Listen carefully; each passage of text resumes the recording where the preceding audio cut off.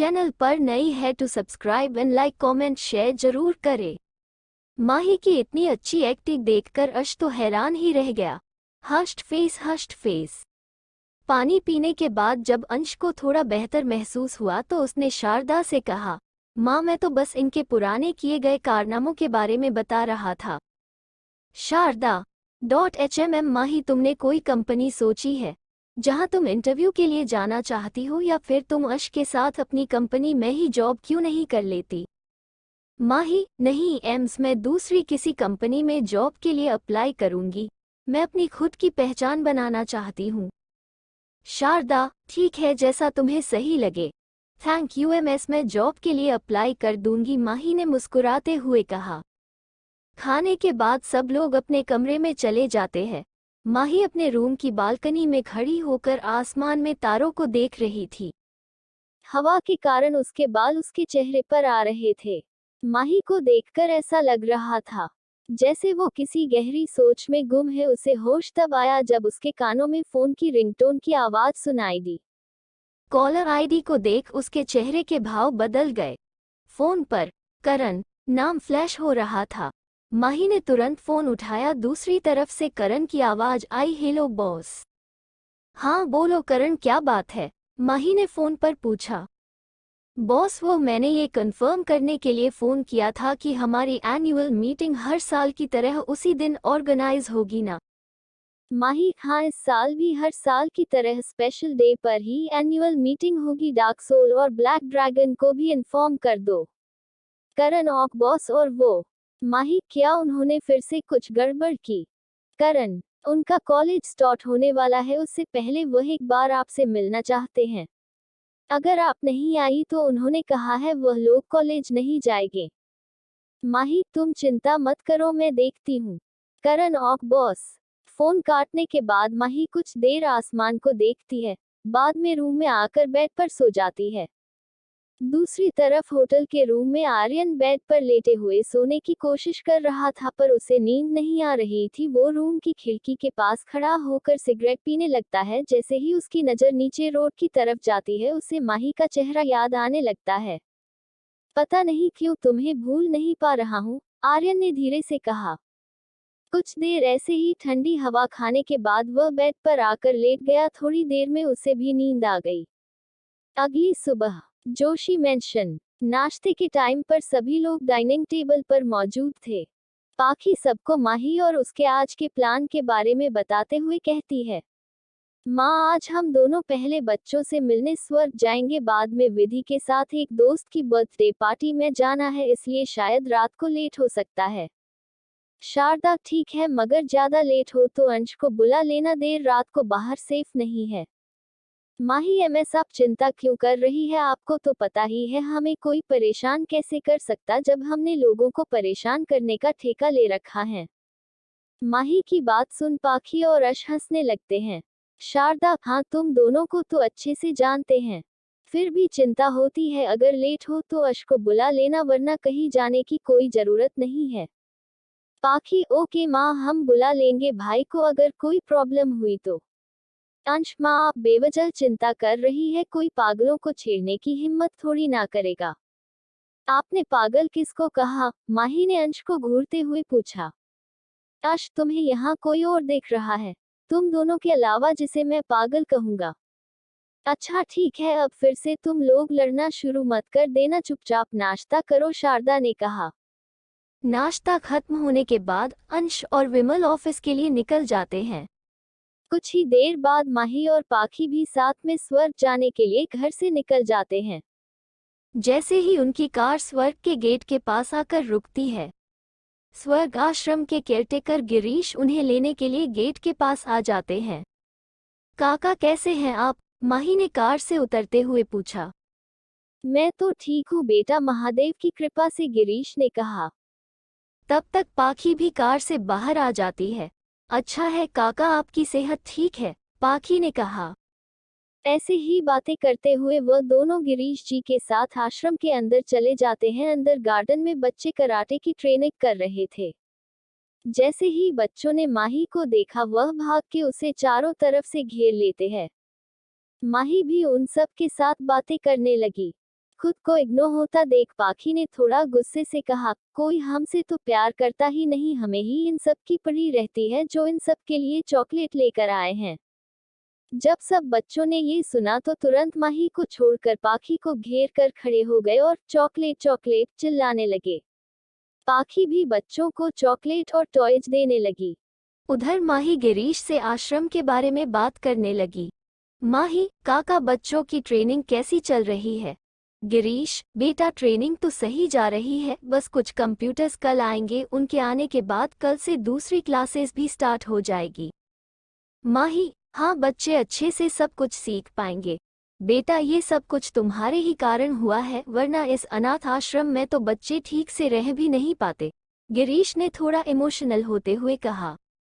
काका, मैंने आपको कितनी बार कहा है आप स्वर्ग को अनाथ आश्रम मत कहा करें, जहाँ पर इतने प्यारे प्यारे बच्चे हो वो जगह स्वर्ग से कम थोड़ी ना है, और यह बच्चे अनाथ नहीं है। मैं पाखी, आप और महादेव है ना इनके साथ?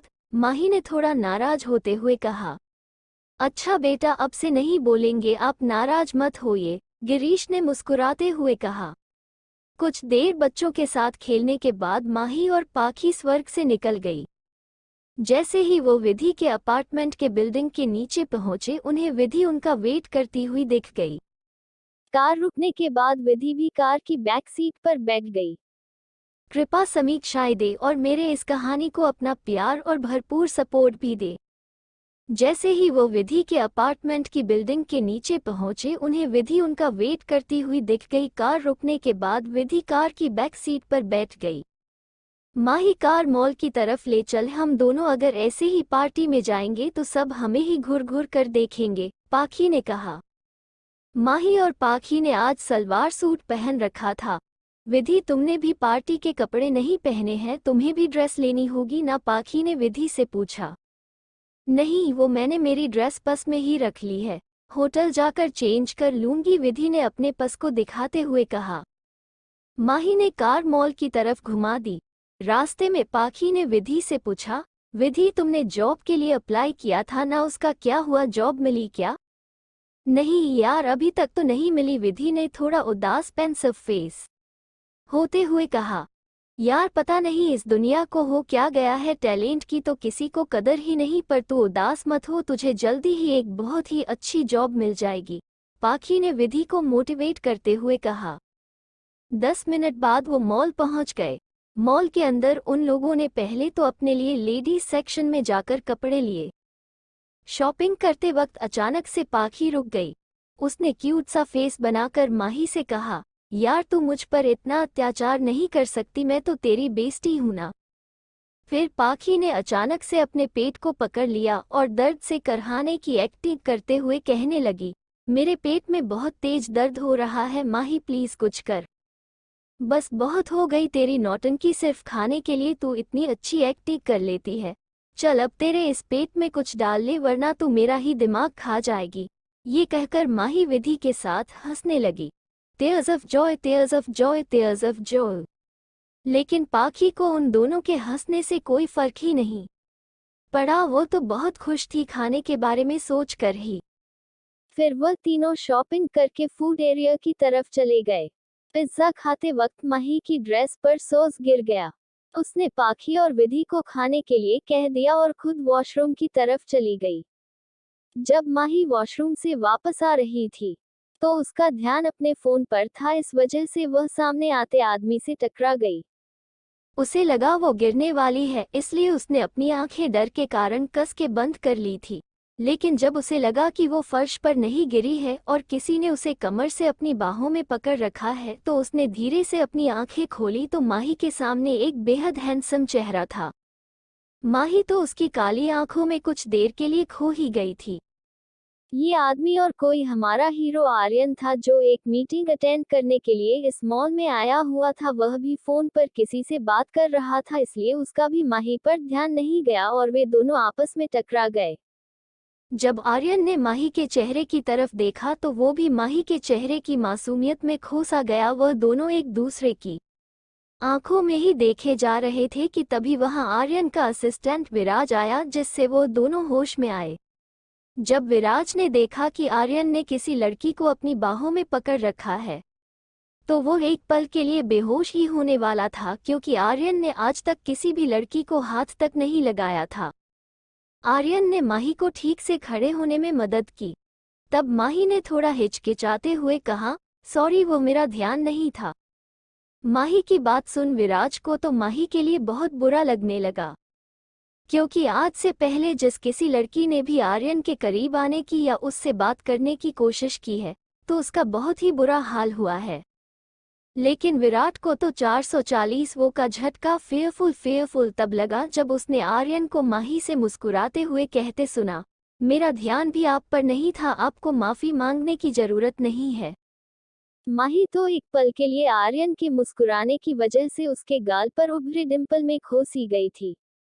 उसकी दिल की धड़कन अचानक से बहुत तेज चलने लग गई। लेकिन उधर विराज की तो जैसे शरीर में से आत्मा ही निकल गई हो। वो तो बस स्टैचू बने आर्यन को ही देखे जा रहा था, जिस इंसान ने अपने पूरे जीवन में मुश्किल से ही कभी हल्की सी स्माइल की हो। वह आज एक अनजान लड़की के सामने मुस्कुरा रहा है और उससे इतने प्यार से बात भी कर रहा है। आर्यन ने फर्श पर से अपना और माही का फोन उठाया, लेकिन जैसे ही वह फोन माही को देने जा रहा था, वहां पाखी आ गई, जिससे माही का ध्यान अपने फोन पर गया ही नहीं और उसने जल्दबाजी में फोन लिया और पाखी के पास चली गई, जो कि उसी की तरफ आ रही थी। यार माही, वॉशरूम में तुझे इतना टाइम कैसे लग गया? विधि को टेंशन हो रही थी, इसलिए मुझे तेरे पास आना पड़ा, पाखी ने कहा। नहीं, बस मैं किसी से गलती से टकरा गई थी, तो बस उसी में थोड़ा टाइम लग गया, माही ने पाखी को बताया। पाखी, अच्छा ठीक है, अब जल्दी चल वरना हम पार्टी में टाइम से नहीं पहुंच पाएंगे।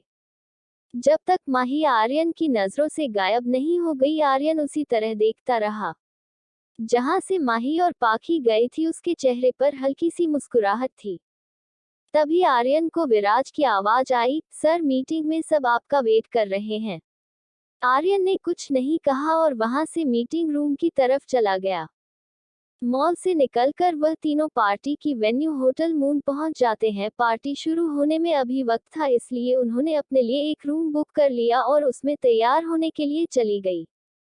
रात को 7:30 बजे होटल के रूम के अंदर पाखी और विधि तैयार हो चुकी थी और माही वॉशरूम में अपनी ड्रेस चेंज करने के लिए गई हुई थी। पाखी ने आज रेड वाइन कलर की लॉन्ग गाउन, जिसके घुटनों से साइड कट है, पैरों में रेड कलर की हाई हिल, होठों पर डार्क रेड लिपस्टिक, कानों में लंबी लंबी इयररिंग और बालों को कली कर रखा था। पाखी आज बहुत ही हॉट लग रही थी। विधि भी किसी से कम नहीं लग रही थी। विधि ने आज पिंक कलर की एक गाउन पर अपने बालों को एक साइड कर रखा था और होठों पर हल्की गुलाबी रंग की लिपस्टिक और पैरों में पिंक कलर की हिल पहन रखी थी। वह बहुत ही प्यारी लग रही थी। माही, अब बाहर आ भी जा, अगर पार्टी में खाना खत्म हो गया तो देख लेना, तू मेरे हाथों से नहीं बचेगी, मुझे डांस भी करना है, जल्दी कर। पाखी ने बेड से उठकर इधर उधर घूमते हुए कहा। यार पाखी, अभी वो 5 मिनट पहले ही तो गई है और तू तो ऐसे कह रही है जैसे उसे आधा घंटा हो गया है। तूने खुद ने तो तैयार होने में 1 घंटा लगा दिया था, विधि ने पाखी के सामने आकर कहा।